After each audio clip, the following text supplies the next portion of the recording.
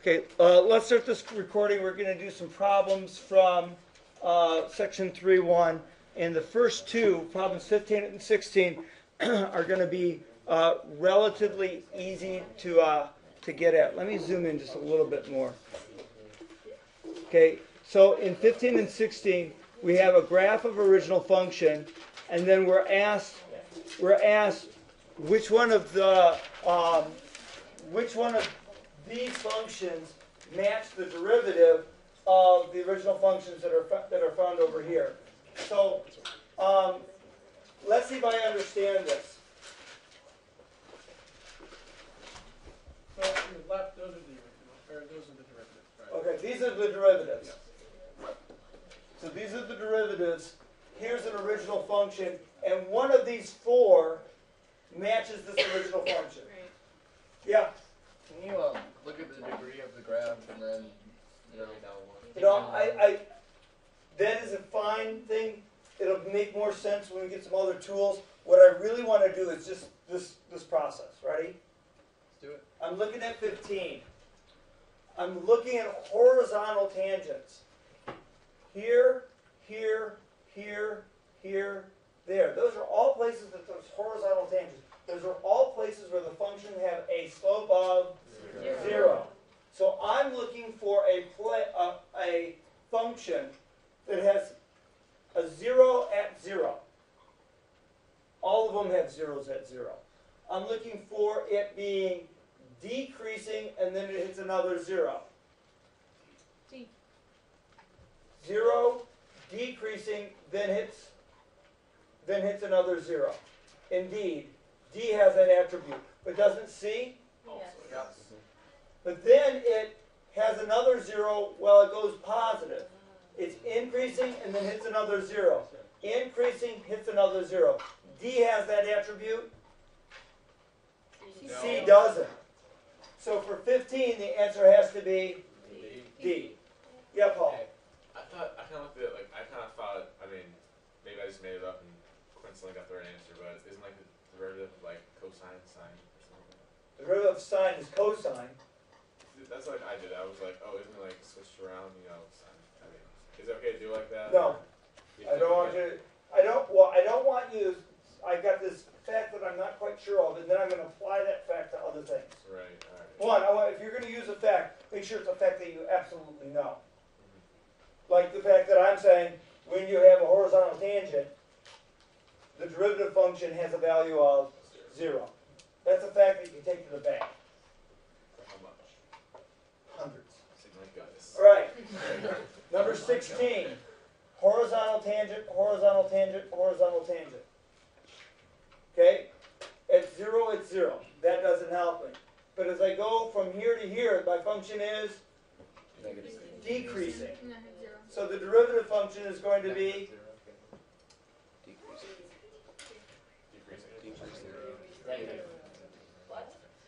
okay. As I go from here to here, my function is decreasing. The slope is negative. So I'm going from 0, and I'm going to go negative, and then I'm going to hit another 0. So from here, does that have that attribute? No. No.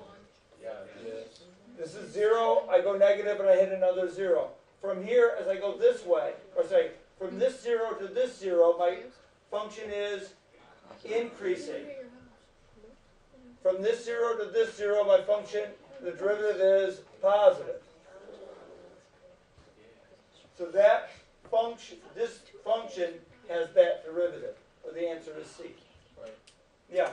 So I think I remember this from last year. It's for the derivative, it's what's above and below the x.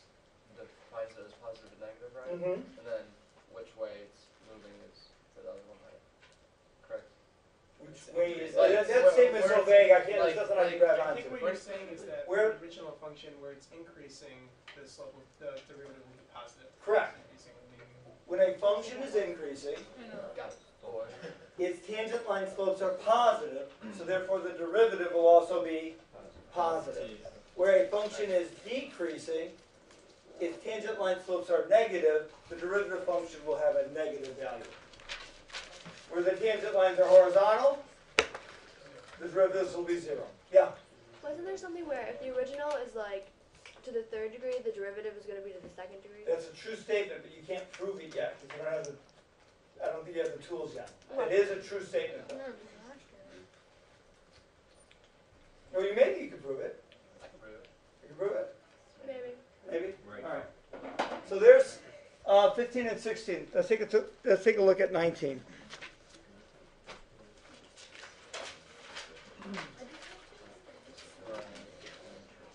Okay, in problem number 19, the lines, find the lines that are tangent and normal to the curve y is equal to x cubed at the point 1, 1.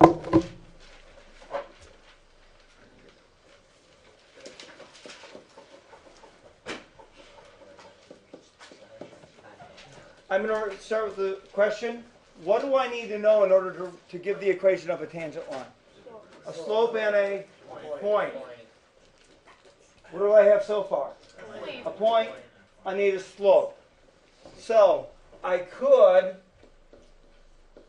use the definition of derivative to find the slope of the x cubed function. Do you have a preference of which definition you would like to use? Yeah, the f of a one. The f of a one? So you want this one, it's the limit as x approaches a of f of x minus f of a over x minus I a. don't know how to do I wanna learn it. correctly. That's Yeah, why we're we're gonna learn learning, it. guys. I'd rather do this one. Okay, if we do this one, we get the limit as x approaches a, f of x is x cubed, f of a is a cubed, and we're over x minus a.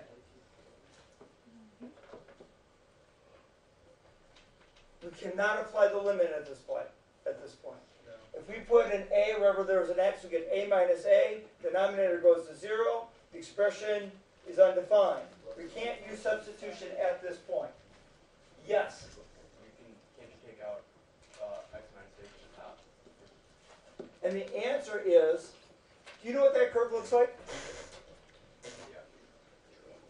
Does it have a tangent line at 1? If it has a tangent line at 1, the tangent line exists. If the tangent line exists, there's definitely going to be an opportunity to cancel out the x minus a. So yeah, we can factor out an x minus a out of this expression.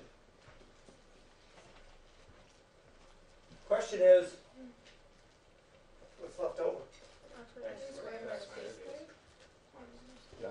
X squared plus, is it 2xa plus a squared? Yay. What? Oh. Is that true? Can we check? Yeah. X times x is x cubed. X times x is x cubed.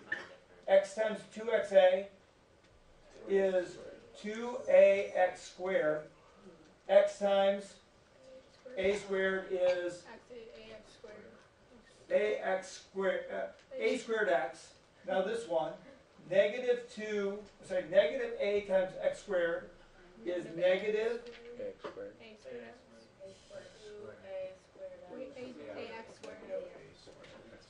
negative ax squared. That's not going to cancel. That's not the right definition. Oh no. Did you just use the other equation? Will you grab that? No. We could use the other one, but let's finish this off. Thank you. Are you ready? Yeah. X cubed plus 0 x squared a plus 0, sorry, I'll do it that way, x a squared plus a cubed. And I'm going to divide it by x minus a. If you haven't memorized the difference of cubes factorization, we're going to have to do it long division. So what do I have to multiply x by to get x cubed? X X squared. X squared. X times x is x cubed. X squared times negative a is negative X squared. ax squared. Take this stuff, I'm going to subtract it.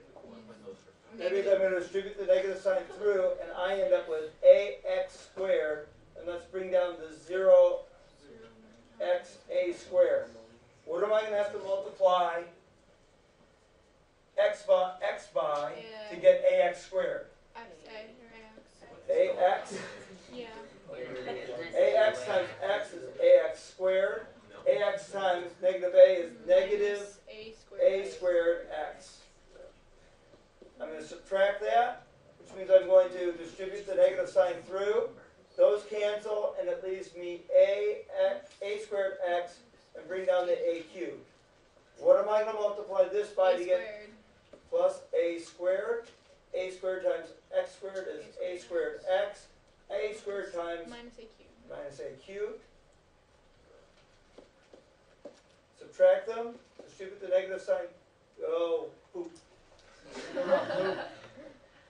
did it go wrong? Oh, we went wrong right here. We went wrong right here. I made another mistake and no one caught it. Okay. This was ax squared. Ax times x is ax squared. Ax times negative a is negative a squared x. Subtract that, distribute the negative sign through, those cancel, and that gives me positive a squared x plus a cubed. Wait, that's what we had. That's what we had. That's what we had. Oh man. We're really drinking. Wait a Maybe minute. just do it the other way.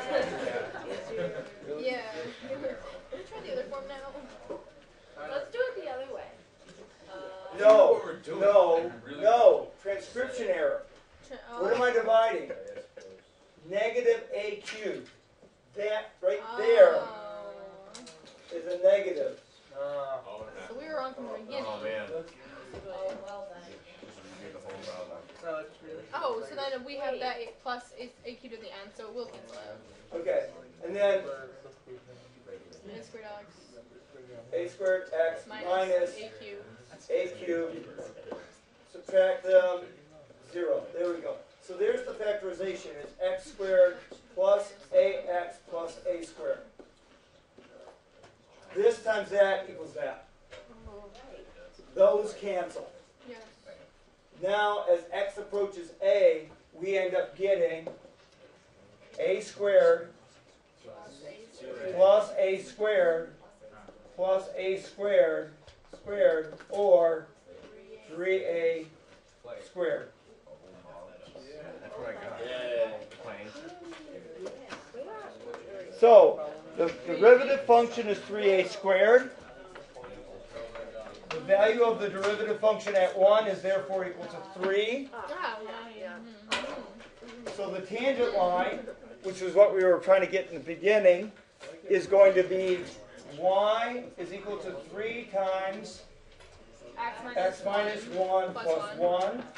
And the normal line is going to be y is equal to negative 1/3 x minus 1. I'm going to look so forward to being able to use the shortcut. Me too. Wait, can we use the what? The shortcut. I have raspberry. Yeah, we can just start right now. All right. There's number 19. 27. Oh, and the thing in there is open. It doesn't shut. That's how I do lots of trouble.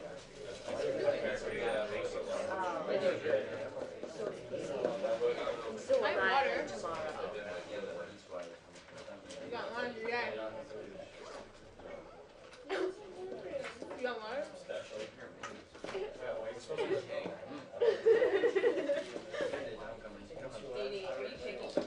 Okay. What? Here we go. Here's problem number 27. In problem number 27, very strangely, I'm given the derivative function.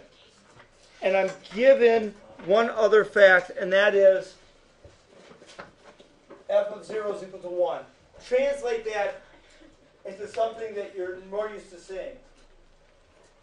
On the f curve, there is a point, and that point is when x is 0, y is 1. So here's my graph. I'm going to start with that point. Over 0, up 1, I'm right there. All right? Now what does this say? While I am greater than -1, the slope is -2. So from here, I'm going to go ahead and go the slope of -2. What's that? Down 2 over 1. Down 2 over 1. And so there's my f function for that part of the curve. And when I get to -1, where am I?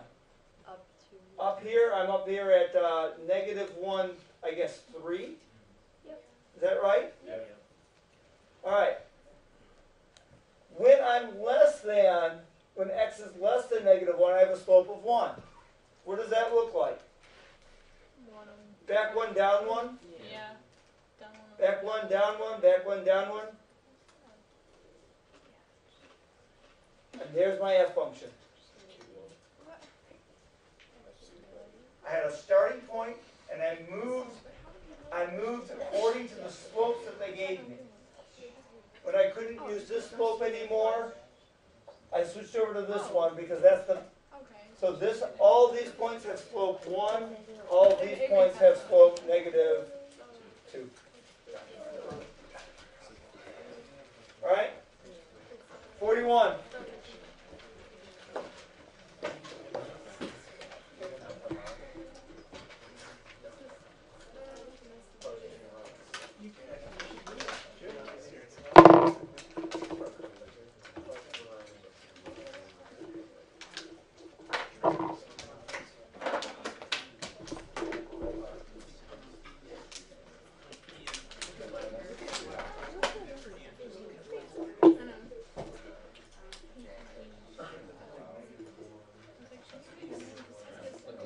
Okay, here's 41.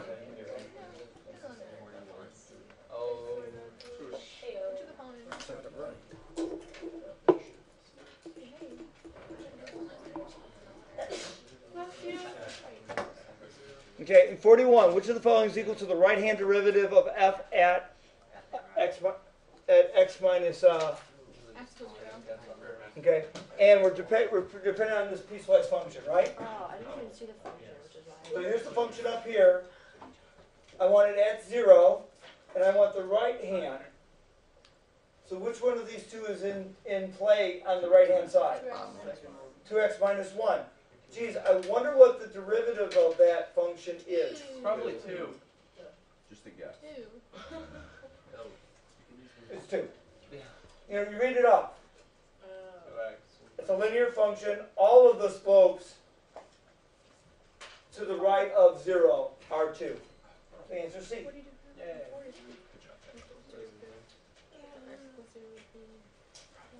Yes? How is the right hand the 2x minus 1? Okay. So, Getting. are we good then? I don't remember what I did for this, so I just kind of need a refresher. But for on the left hand side, it would be the x squared minus 1. Wouldn't the derivative be 1, not 0? For the left hand, no recording. On the left-hand side, we end up. Just a little bit. I zoomed in. I'm 6,400%.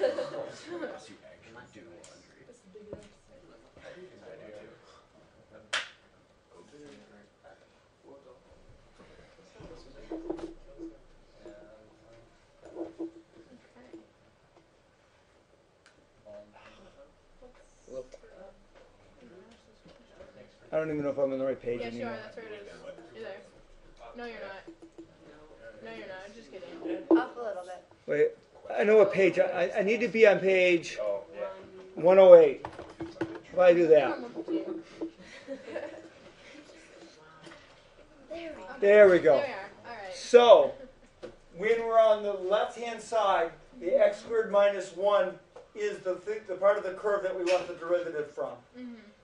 If we were to use the definition of derivative, we're going to find that f prime of x is equal to 2x. Okay. Yes.